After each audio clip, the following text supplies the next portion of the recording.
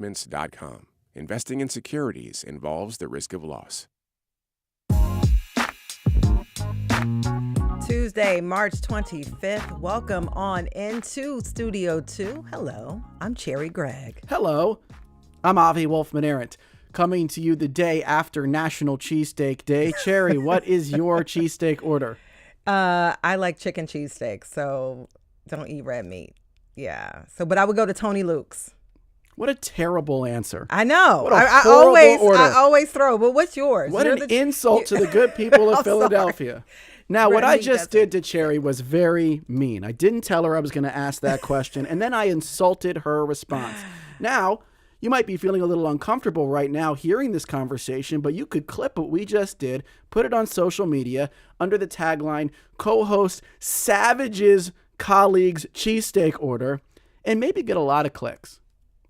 And that's what happens today in politics over and over and over again. Yes. And in particular, it seems like, at least according to some astute observers, that the right is better at that than the left, which begs the question, do Democrats need more edge? Do Democrats need to be meaner?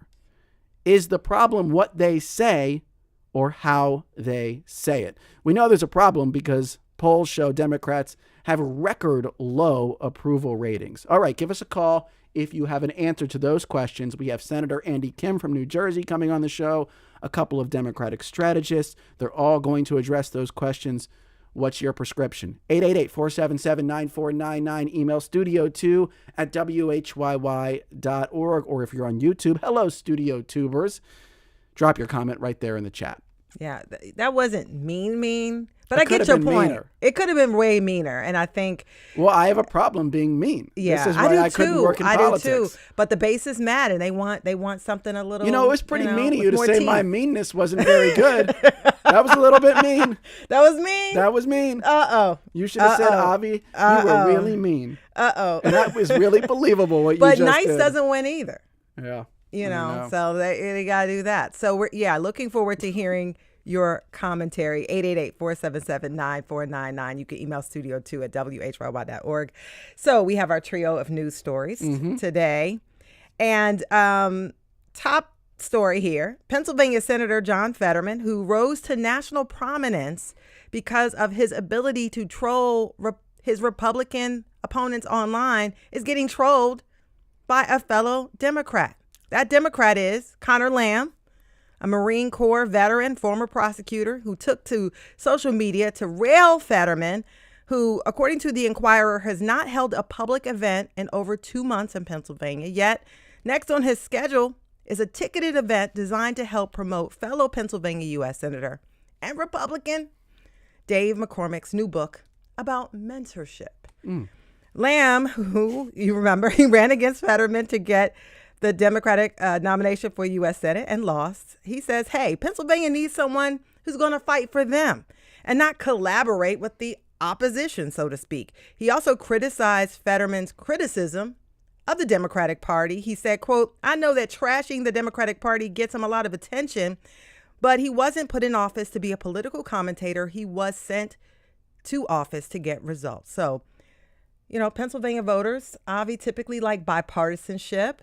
But right now, according to polling, only 7% of statewide voters expressed strong approval of Fetterman, who's missed 18 of 91 votes in the past year. And outside of campaigning for Kamala Harris, he's made no appearances in Pennsylvania in a year, other than those campaign appearances. Perfect story to demonstrate sort of the tensions in the conversation that we're having today. And, you know, we're going to get into all this later in the hour, but one of the things that this story made me think about is how Fetterman has risen to power, as you said. He's been so outspoken on so many things. Yep. But it's not just his tone or what he says; it's his look too. Yeah. Right. And Connor Lamb has the like shorts, the sweatshirts, the tattoos or whatever, and Connor Lamb has like the opposite look. Buttoned up, yeah. Buttoned up, you know, he comes from a prominent political family. That doesn't speak at all to his qualifications for office. It just, I do think it makes it harder to go on the attack when you don't look like an attacker. You know Yeah. what I mean? And Yeah. that all this stuff, it's so hard to pin down, but it gets wrapped up in messaging and whether people believe you. Even though obviously he is pointing out Fetterman does have some hypocrisy on this issue. Yeah. He used to have such edge around these partisan conflicts, and now he's Mr. Cooperation. Yeah. So there is, and he's getting trolled. The troll is getting trolled now. Yeah. With the bell trolls for thee, I guess it always comes back around. It does. Okay, story number 2. The Inquirer is reporting that local food banks are scrambling after the U.S. Department of Agriculture announced it would end a program called Local Food Purchase Assistance. Through this program, Pennsylvania gets $13 million. In our region alone, Phil Abundance says it would lose about 18% of its expected revenue if this program is indeed permanently cut. That money would have paid for 1.1 million meals. So looking at the fallout of budget cuts on local food banks here in our region. Yeah, and I want to point out that the USDA said in a statement to the Inquirer that this program arose out of the pandemic to battle a hunger crisis, and that it was simply returning funding to pre-pandemic levels. But I think it was the abruptness of it. You know, they didn't give a lot of warning. And, you know, I used to volunteer at food banks growing up, and I know that people who typically don't need assistance will lean on food banks because of inflation, because of, you know, a recession, because if someone loses their jobs, and you're talking about 1.1 million fewer meals that will be available for folks. Yeah. And this is tough times, tough economic times. The egg prices are crazy. Everything's crazy. So I wish they had more time to adjust, at least, to this. Speed and abruptness seems to be the plan, though, so it's not surprising that this is changing quickly. All right, now from food banks to land banks, Cherry. Ooh, story number 3. Such a good transition, Avi Wolfman Aaron. That See, I'm just trying came to to be me. nice because you said I was. Anyway. Yeah, because my ego is so Oh, deflated goodness. right So now. Mayor Sherelle Parker has proposed a $2 billion investment in housing, aiming to expand Philadelphia's supply of market rate and affordable units. But she is asking City Council to loosen the reins on one of their most coveted privileges to help get this done. And of course, the mayor's goal is to create or preserve 30,000 housing units during her term. But I'm talking about the councilmanic prerogative. You probably heard of that, right? She calls it the elephant in the room. And if you don't know what it is that tradition that allows district council members to block zoning changes or city land sales in their districts. And critics argue veto power, right? And critics argue that the councilmanic prerogative obstructs development and fosters corruption, while supporters say it ensures that local needs are prioritized. Well, the mayor said, look, let's streamline this process. She wants council to work with the land bank to pre-authorize the sale of city-owned properties for new housing developments. Let's see if this will get done. This is the toughest political fight she may have picked so far. Look, she's not saying to get rid of councilmanic prerogative. No. But for those that don't know, like, city politics, and we're going to have Neil Oxman on later, who knows city politics very well, and I'm sure he will tell us, like, you just can't mess with councilmanic prerogative. And she was a council person. And so she was a knows. district council person. Yeah. So if you represent a part of the city in Philadelphia, you just have a tremendous amount of control over what gets built and not built. This is unusual, okay? Like, you can go to other cities. This is not how it operates in many other cities. And so a lot of developers, of course, like, developers are business people. Business people will always tell you, what I love is predictability. Yep. This is sort of like the epitome of unpredictability. There is a single person often who can just stop your project from happening, something you might have spent years planning and gathering capital for. On the flip side, what it does is if you oppose a project, there's always a chance you can get it defeated. And it's just been the state of play in Philadelphia for a long, long time. It's one of the toughest things to even chip away at. And people know, but it has caused some stagnation, you know, as far as development. And so the mayor is saying, help me help all of you in your districts by making this a little bit easier. If I'm on council, I'm saying, but what's in it for me? Like, help. Like, what you're taking away basically my biggest. But people lever. need housing in almost many of these districts. So we'll see. I mean, you're right about the political fight. It's probably going to be a slightly uphill battle. Yeah. Before we head out today, I just want to give a quick shout out to Shayla Smith, who I interviewed for a Studio 2 Extra. We interviewed her when she's a high school student, became the all-time leader in Philadelphia history among girls in scoring in basketball. Well, recently she became the all-time leader, period. She passed a guy named Maurice Rice from Strawberry Mansion. So Shayla Smith of Universal Auden Reed Charter High School, more points scored than anyone in Philadelphia history. Congratulations to her. That was a very nice thing to say. Yes, the rest that was of the a hour wonderful achievement for her. Yes, is all about meanness. Should Democrats get meaner? Is their problem the messaging or the message? Give us a call, 888-477-9499, email studio2@whyy.org, and we'll be right back.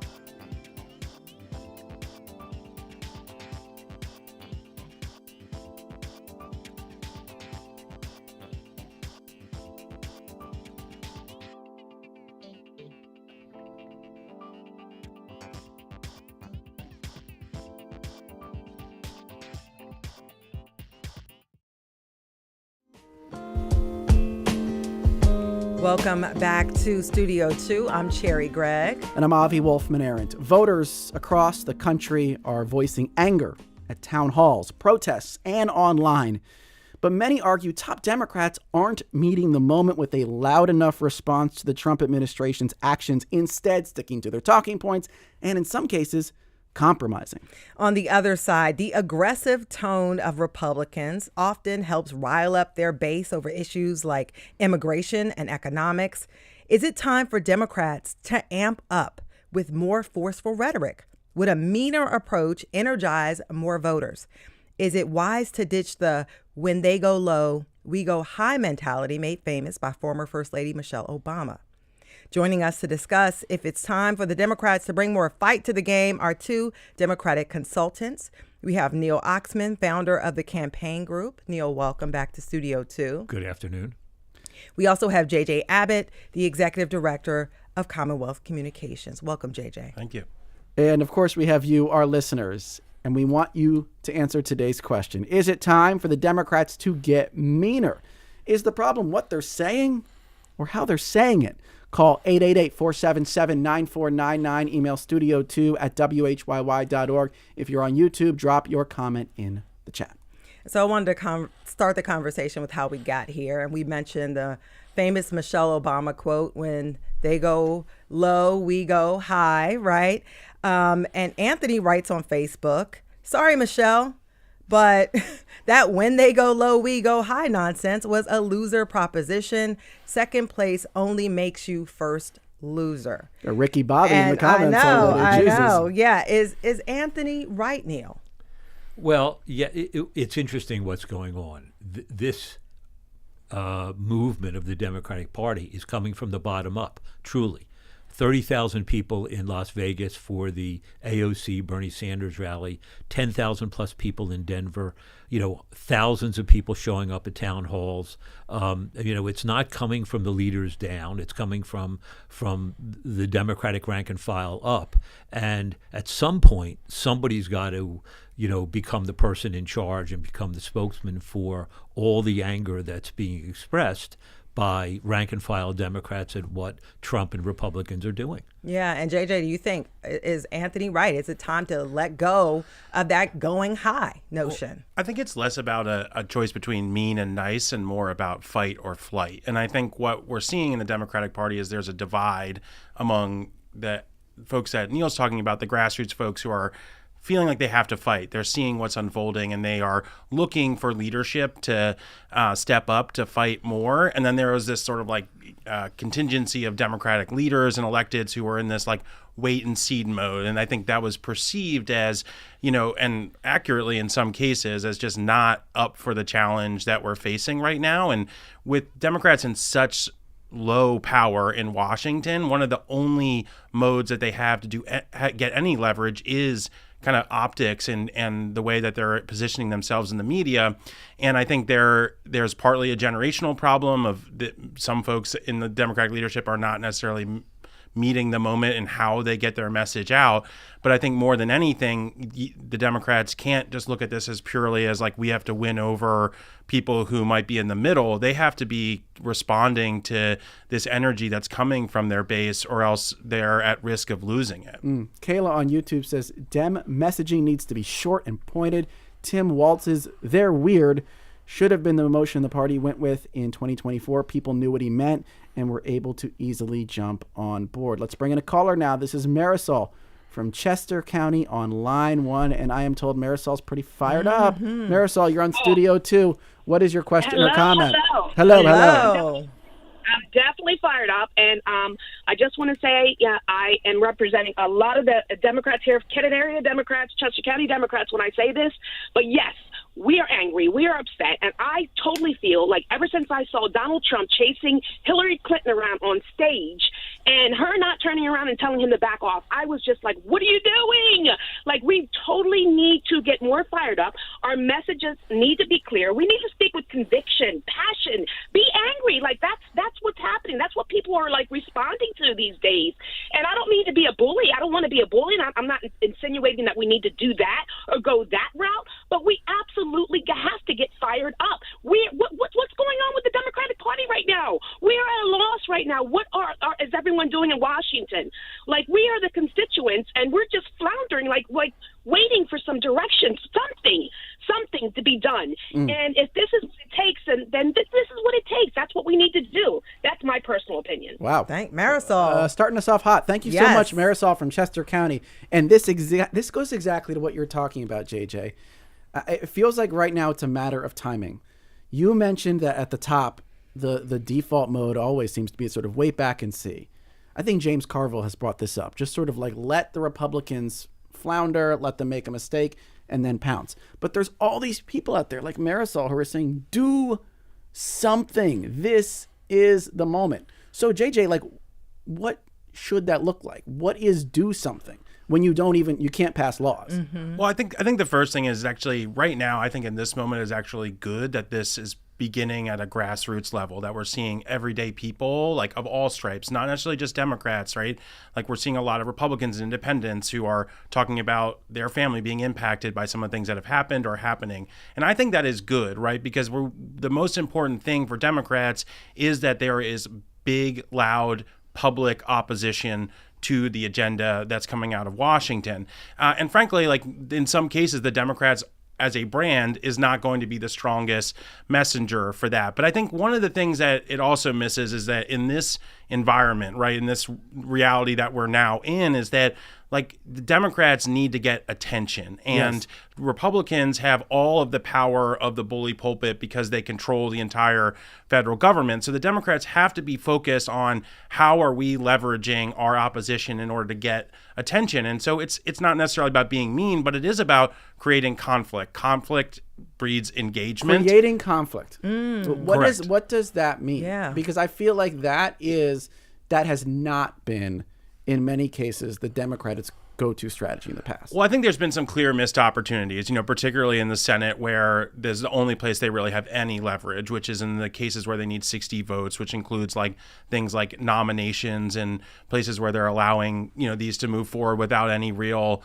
like gum in the gears. And so I think there have been missed opportunities, but I think we've also seen that there have been moments where conflict has, shown a spotlight on the opposition, which is like some of the things that Democrats were doing to like show up at federal buildings and get denied. And like in this moment, it takes organizing, right? They have to get people together to be talking about these. It needs to be, I don't think a DC centric response is really how we're going to come out of this in the strongest case. That's what I was going to say. Yeah, go ahead. Yeah. Neil.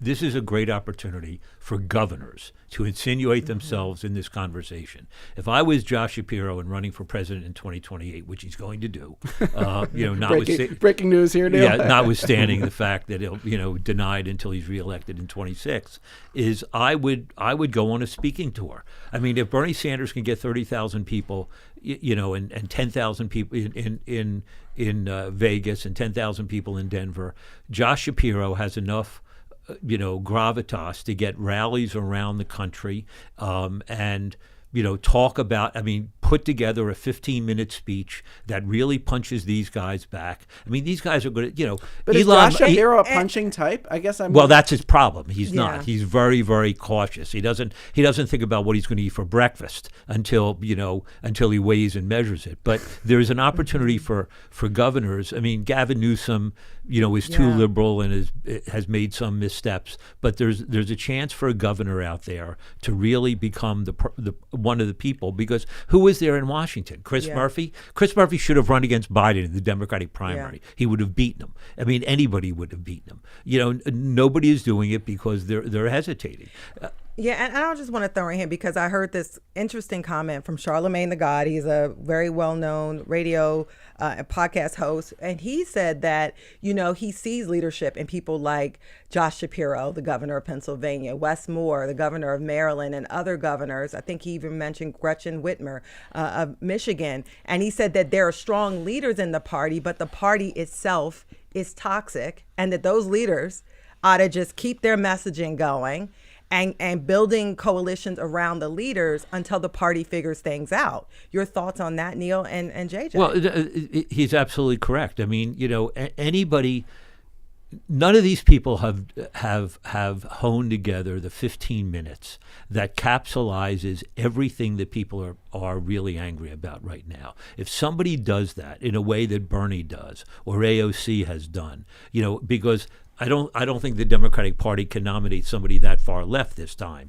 But if somebody does that, that person can get a great leg up on what can happen in 2028 and really, it's not hard to get 15 minutes together about what Trump has done. I mean, Elon Musk calls Social Security a Ponzi scheme. Yep. I mean, if they start messing with that, there'll be a revolution like you can't believe in this country. And if I was sitting with Josh, whose first campaign I did when he beat John Fox for state rep, I'd say this is your chance. This is your chance to really separate yourself from the pack. It's against everything, every fiber in your being, because he's very cautious. But that's, this is the moment. This is the moment to do it. To break out. Do you feel like this is the way, using the strong leadership that exists and distancing the party?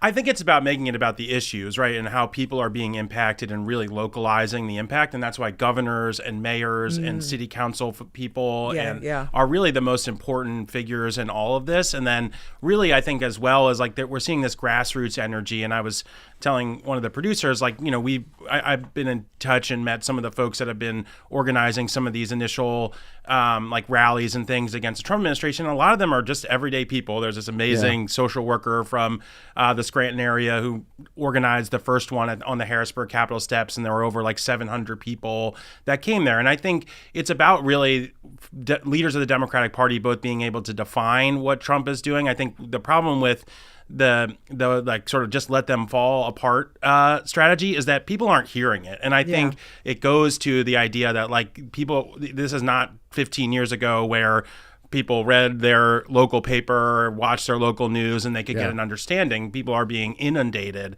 And so Democrats are competing not just for what the message is, but how they're getting that message to people at all. And so going on offense is really about trying to educate people about the local impacts, about how this is undermining their lives. Let me bring in another caller Yeah. now. This is Karen on line 3 from Doylestown. Karen, you're on Studio 2.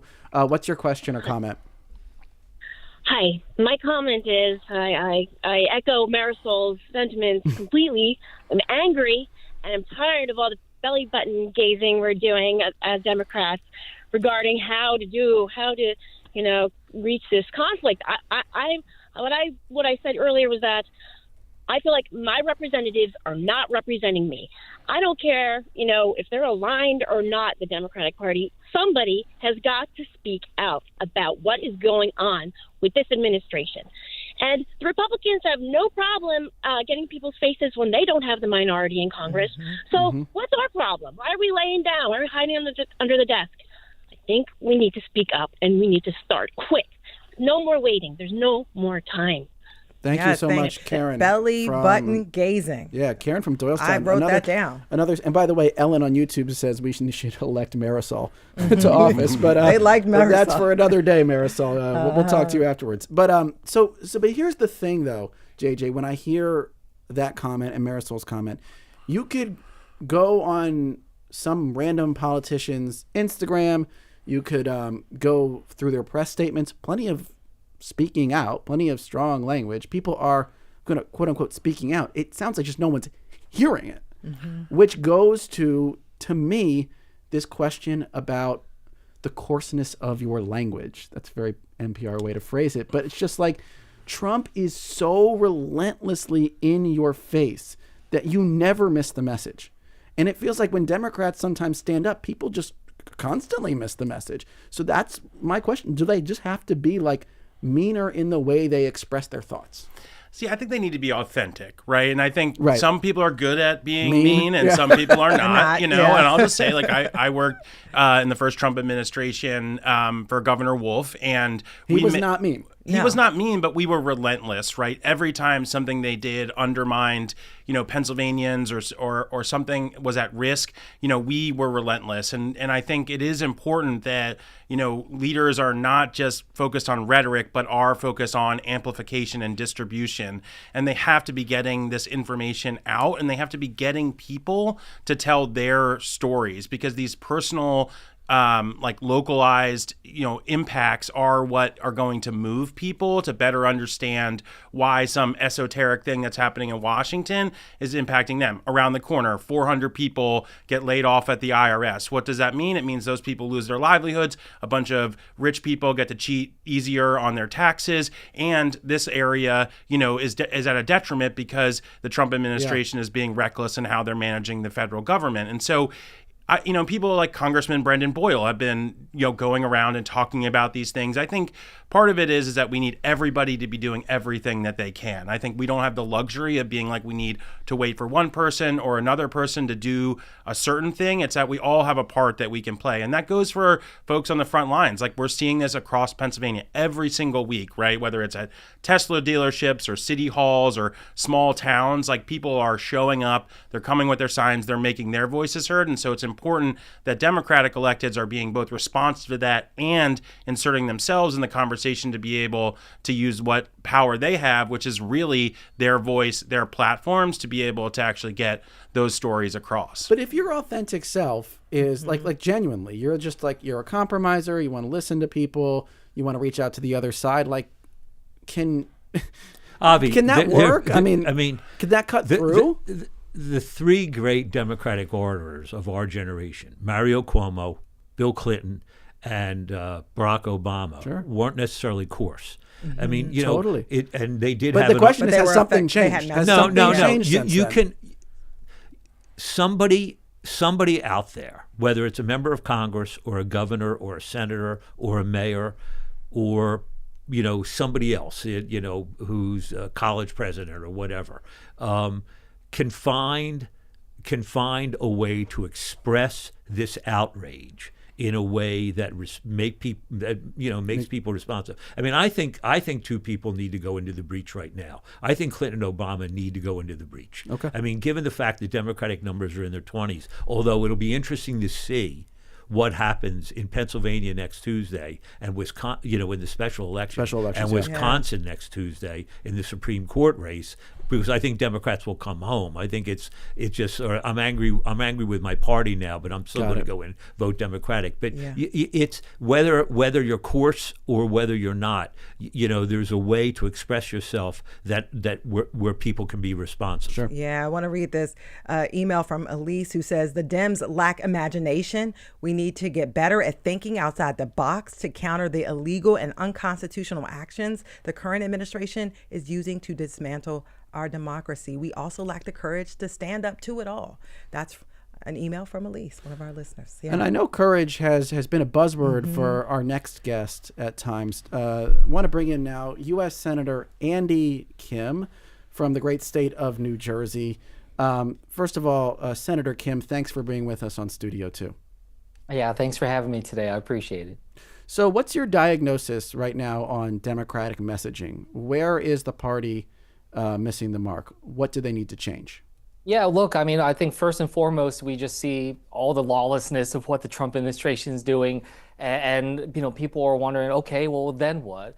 And I think some of the problem is that I think a lot of Dem leaders, they're thinking about this work as legislators, as political leaders, but they're not thinking about it as much in terms of movement leaders. I came into this work in 2017. I never was in politics before. I was activated because of my concern about the gutting of the Affordable Care Act in 2017, as did a lot of people. And it created this groundswell, and that groundswell propelled me to win a district that Trump won in the House of Representatives, to really try to move forward. And I just feel like right now there's a similar level of energy, but we need to show that there is a connection there. This effort right now, the way I framed it in the town halls that I did, it's to, just this energy right now, it's similar to 2017. We need to channel it towards, saving Medicaid, towards giving a goal for what it is that we're trying to get done, and what tangible energy we can be able to manage and mobilize to be able to save Medicaid and push back against this lawlessness that we've been seeing. Yeah, Senator Kim, I mean, you said these are not normal times. And even in your own state, you fought the Democratic establishment in New Jersey. You won. You've garnered a lot of support among Democrats, but you've been a fairly normal, nice guy, right? In doing all of this. Very, very persistent. You didn't back down, but you never went low. And I want to think that, do you think that strategy will work against Trump Republicans? Is it time for Democrats to get a little meaner? That's the question of the day.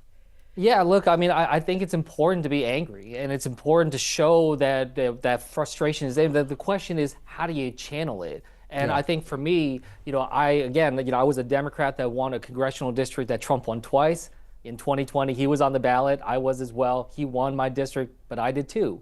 I was one of only 7 Democrats in the country to win a district that Trump won. So, what I'll say is I think that we need to show that we have lots of different tools at our disposal. We don't need every Democrat doing exactly the same thing. I've often said, let's not play pee-wee soccer where we all just chase the ball.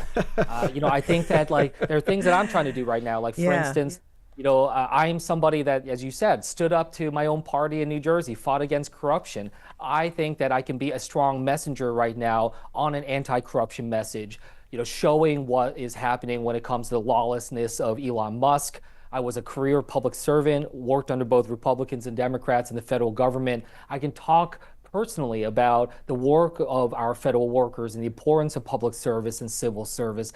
There are strengths that I can bring to bear. I am somebody that stood up against this effort to gut the Affordable Care Act. I've done a lot of work on health care. I can talk earnestly about that type of work as I did in 3 town halls. So each of us, we have our message. And then the main thing is it needs to be coordinated. It needs to be something focused. And we have to have a purpose for which we're trying to strive towards. And that's something that I raised in these town halls in New Jersey this week. And I think that that's the coalescence that is necessary right now. This message of saving Medicaid, fighting against these and stopping these tariffs and the rising prices that this president's unleashing upon the American people, and exposing the corruption that is rampant in this administration. Well, you talked about sort of sticking to your strengths, the things that you can really speak to because of your personal experience. You were once a security advisor, right, to the president. And Yeah. we've just seen this fiasco with the Signal messaging app and the Atlantic editor who was somehow on the chain. This is spilling over into hearings today. Like, give us a sense of how you would message around that. I'm not, no pun intended, by the way, on message there. How you would message on that to break through to people so that they understand the gravity of what happened and who to blame for what happened. Yeah, I mean, and I think this is a great example of what I was getting at. First and foremost, this is absolutely ridiculous. It is. I said yesterday, it sounds like it'd be a Veep episode if it wasn't just so dangerous and insane that things like this would happen. But I think this is a moment that can break through to the American people. I think they understand the dangers of texting war plans out ahead of an attack that could very well put our service members in harm's way. So here's what I think needs to do. First and foremost, yes, we all need to be talking about it. But we have to lift up those voices that can talk about it in a way, again, that can connect with the American people. We should be having veterans standing up, talking about their work in the military. We can have former commanders, people whose lives would have been threatened by this kind of action. So, people who are, pilots or others that have engaged in sensitive attacks before. What would happen if their location was exposed? What would happen to them if the enemy got the plans ahead of time? That's something that'll break through. So what I'll say is, yes, the messaging is important, but there are two other questions that are often overlooked: is who is the right messenger?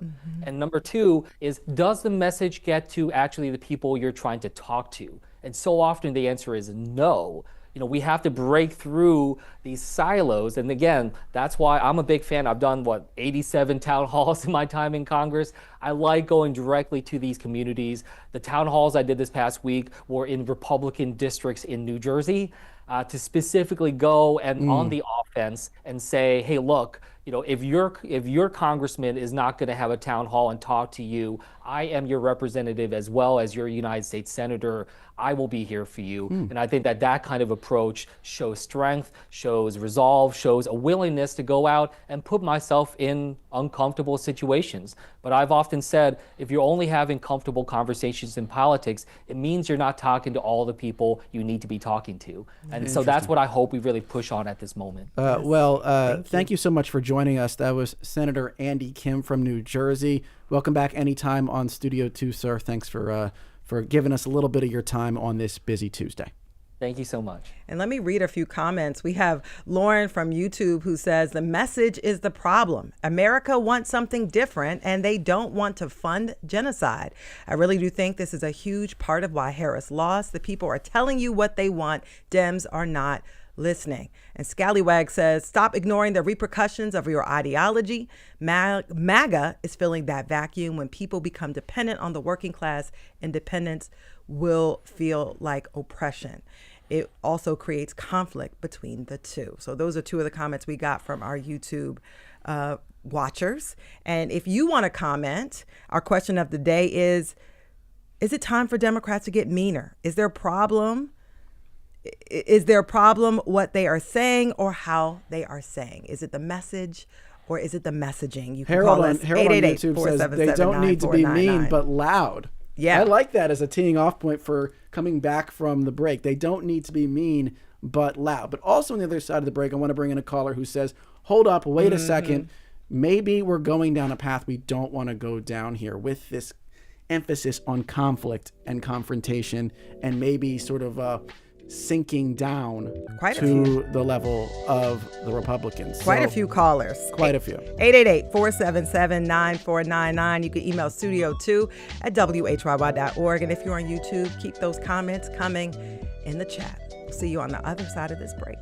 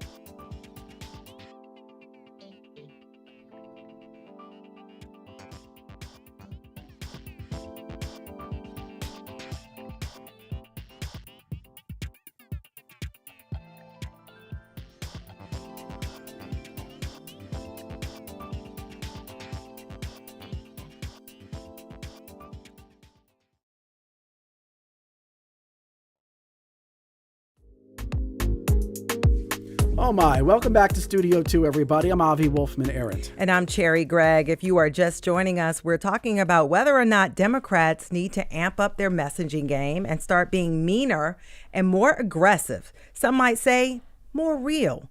With us in studio to discuss this are Neil Oxman, Democratic consultant and founder of the Campaign Group, and J.J. Abbott, Democratic strategist and executive director of Commonwealth Communications. Let's get right to another caller now. Been wanting to bring in this caller for a while. On line 5, this is Regina from Hamilton, New Jersey. So, Hi. Regina, you're on Studio 2. You've been listening to the show.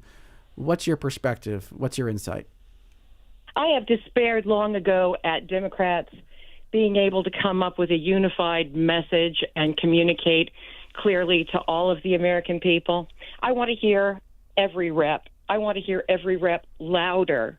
I want to hear them picking up the energy from what's happening among the people.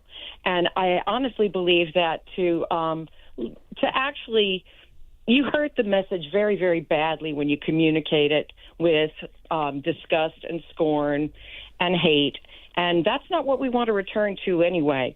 And I think one of the communication failures is that Democrats don't robustly respond to attacks. It's almost as if we feel we're above responding to attacks, and we shouldn't be. We do not coordinate a regular weekly, monthly message. You can say it any way you want as long as we're communicating together.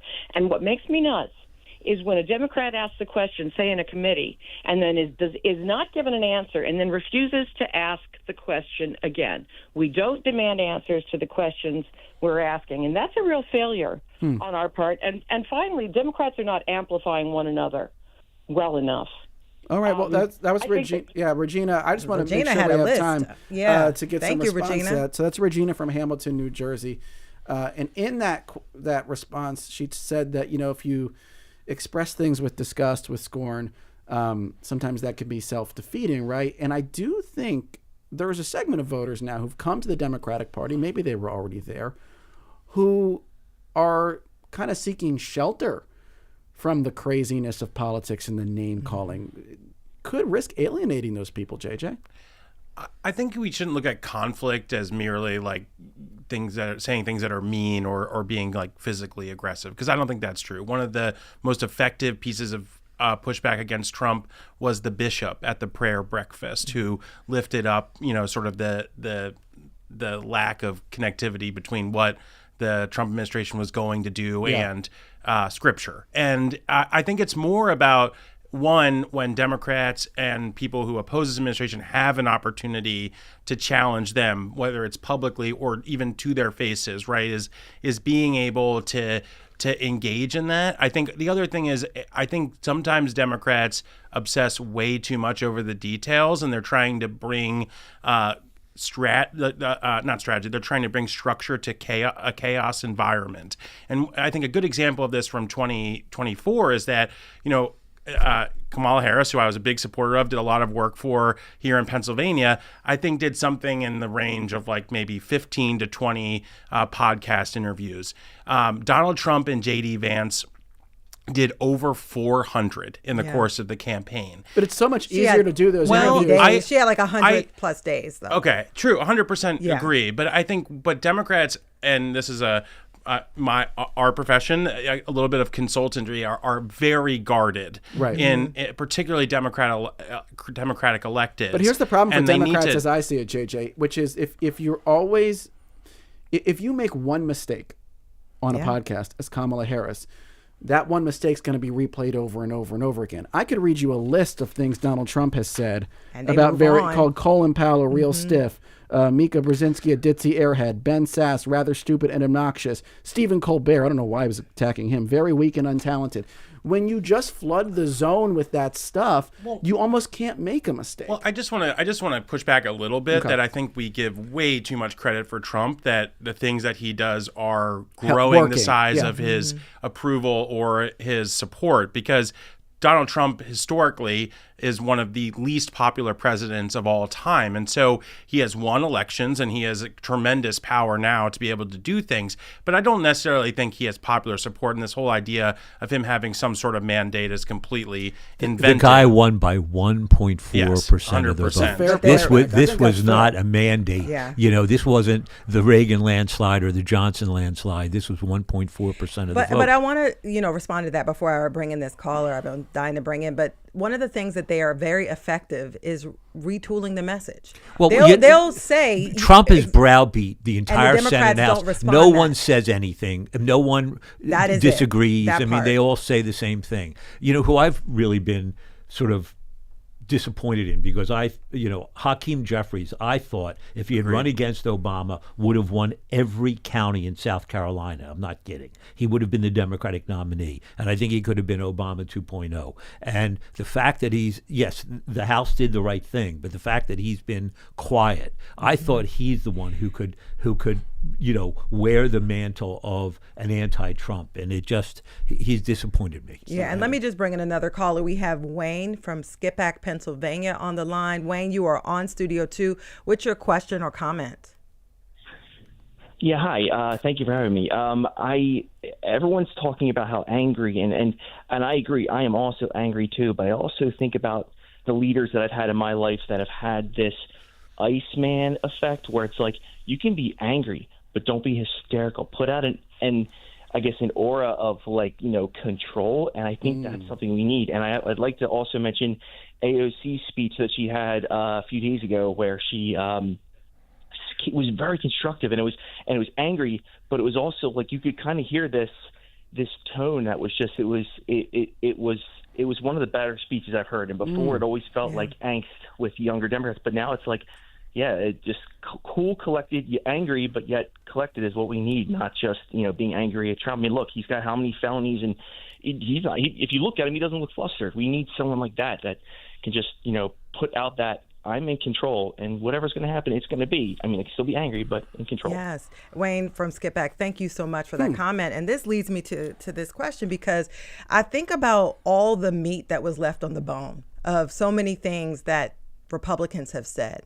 And the one thing that sticks in my mind is trans rights, right? Democrats never came up with a complete message to fight for what they stood for. They left it out there, and the Republicans sort of tore it up. And I just think about, there are so many examples like that, though, that the Democrats have not created effective messaging around, and like we just heard, have been able to be strong and just defend their position. JJ, how do you think that they can take the shift? Are there examples of people who are doing it right, who are defending democratic principles and are making some headway? I think there are people that are doing a good job, and I think frankly we should also be honest that the Trump administration in many ways and Republicans in DC are overplaying their hand. And I think that gets to the lack of mandate, but they didn't run on destroying Social Security from the inside out. They didn't run on this mass unemployment of federal, firing of federal workers and undermining services. They didn't run on defunding food banks. They specifically said they weren't going to cut Medicaid, and they've already voted to put that into motion. And even on something, I think trans rights is a good example. Immigration's another example where the Democrats, they too often feel like they're on this sliding scale of ideology, and they try to move this way towards the right and think that they're going to get less opposition to their position. But it's really it's almost like Lucy with the football, right? It's like every single time they try to do that, they end up alienating the people who they thought had their backs,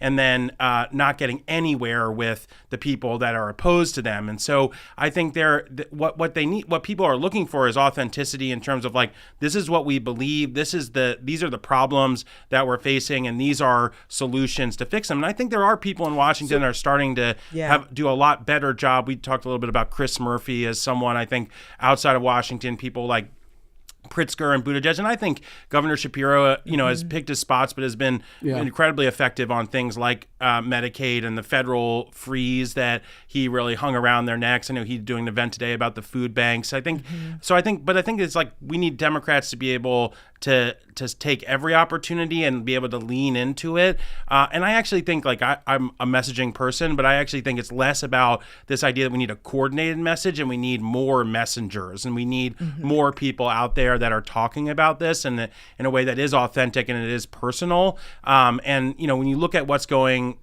attention for the Democrats or for the opposition, it is these moments of confidence. It's speakers at these town hall meetings who are getting fired up. It's people. That's my point. It's like, who's being authentic in an Obama-style way and actually breaking through in today's political climate? Like Obama, I think people. AOC, I think. We started with the Michelle Obama quote, right? And I do think that was reflective of the Obama era approach, and it was a very effective at the time. Message, and there was authenticity in it. There was an authentic hopefulness, but with the onslaught of social media and what the algorithms seem to favor and what just the mood of the country is right now, can you be authentic in a non-angry, non-confrontational way and actually break through to voters today, Neil? Yeah, you can. I mean, I don't know who could do it, but you can, because, as I said, Cuomo, Clinton, and Obama could do it. By the way, so the ship hasn't sailed on that. No. I mean, they didn't have a Trump-style opponent, though. I don't think somebody has to get up there screaming and go crazy. Bernie goes crazy and he screams, but people listen to him, and they've listened to him for years now. We go low, they go. When they go low, we go high. Didn't work for Hillary Clinton, by the way. But the question is, how much more are they going to deconstruct in a bad way? I mean, Carvel's right. Let them continue to be crazy. The more Elon Musk is on camera, the happier I am. The more that he does this stuff. JJ agrees with that. Yeah. All this stuff is nuts. And then the question is, who will emerge? I mean, who's going to emerge to be the nominee in 2028? We don't know right now. There's 20 people running for president right now, thinking about what I hear you saying is these things are cyclical and new people emerge all the time. And I think my question is it cyclical, or is anger going to be sort of the mode of operation and conflict? Maybe not anger, but conflict is going to be the mode moving forward because of the way media has changed. JJ. It gets attention. Well, part of it, I think, is Democrats have to be better at telling the story of what is actually happening. And I think that is something that Bernie and AOC do effectively, which is like, people are incredibly frustrated about their daily lives, whether it's how they are treated as a patient or as a worker or as a consumer. And Democrats often sort of like get around the edges of like why these things are screwed up, but they don't get to the heart of like who is responsible and how we could hold them accountable. And I think someone like Bernie and AOC, like, people are not looking for like they don't believe that milquetoast policy is going to solve problems in Washington. They think there needs to be kind of wholesale changes in how their lives are impacted by others. And so going out and saying, we're going to give you like a tax credit so your health insurance is slightly cheaper isn't really inspiring, but saying, we're going to make sure no one in America is going to be left without care, because we're going to have universal Medicare or whatever. Like, that actually meets people where I think they think they are. They want to know that the Democrats feel their pain and are reflective of it. It's a that great was conversation. JJ Abbott, Democratic strategist and executive director of Commonwealth Communications. Used to work for Tom Wolfe. JJ, thanks for coming on the show. Thank you. Neil Oxman, Democratic consultant and founder of the campaign group. Neil, always a pleasure to have you. Thanks for coming in. Thanks for having me. Yeah, and thank you to all the people who called in, to everybody who emailed and watched on YouTube. And thank you, of course, to our producers, Debbie Builder, Paige Murray Besser, and Andreas Copes. Thanks to Mike Schiffler, our visual producer, and to Al Banks and Tina Calicay, who engineered today's show. And thanks to our executive producer, Kevin McCory, from Studio 2 at WHYY, right here in Philadelphia. I'm Cherry Gregg. And I am Marisol's new campaign manager, Avi Wolf-Bitter. Thanks for joining us. Signed up. We're back tomorrow at noon with a conversation about evolving gender roles in marriage and motherhood. So-called trad wives who embrace radically traditional homemaking roles are social media sensations right now. What does their popularity tell us about this moment? Is it just online chatter, or is it a real cultural shift? That's all coming up tomorrow at noon on WHYY. Next, we've got Here and Now.